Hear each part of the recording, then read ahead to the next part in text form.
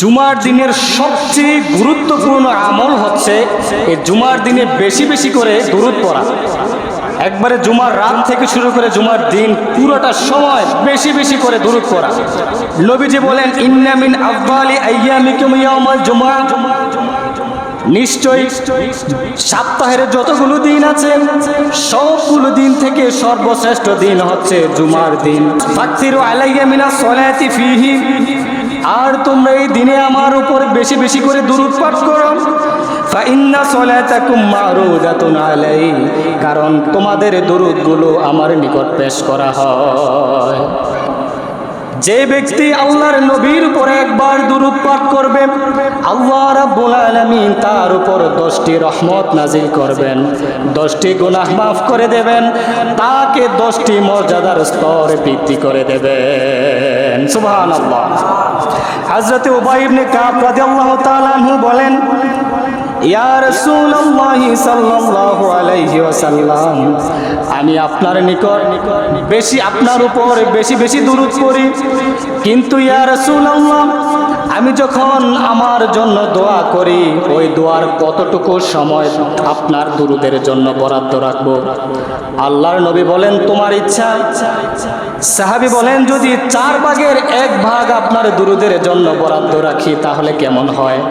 আল্লাহর নবী বলেন, তোমার ইচ্ছা, তবে যদি এর থেকে বেশি করতে পারো তবে তোমার লাভ,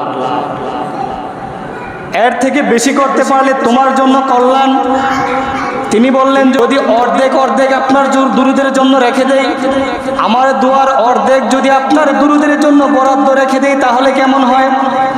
নবীজি বলেন, তোমার ইচ্ছা, তবে যদি এর থেকেও বেশি করতে পারো তোমার জন্য কল্যাণ।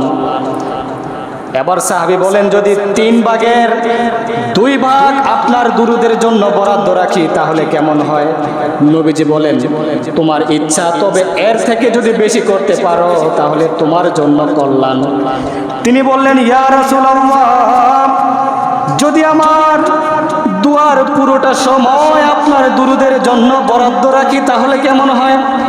আল্লাহর নবী রাসূল আকরাম সাল্লাল্লাহু আলাইহি ওয়াসাল্লাম খুশি হয়ে বলেন, তাহলে তোমার দুনিয়া এবং আখিরাতের জন্য আর কোনো চিন্তা রইল না।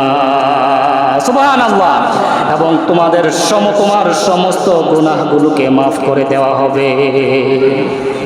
দুরূদের এত ফজিলত, এবং কেউ যদি দুরূদ না পড়ে শুধু আল্লাহর কাছে দোয়া করে, ওই দোয়াটা আসমান এবং জমিনের মাঝখানের খালি জায়গাটার মধ্যে ঝুলে থাকে, আল্লাহর আরশ পর্যন্ত পৌঁছায় না। যখন বান্দা দুরূদ পড়ে তখন ওই দোয়াগুলো আল্লাহর আরশে আজমে পৌঁছে যায়, বলে সুবহানাল্লাহ।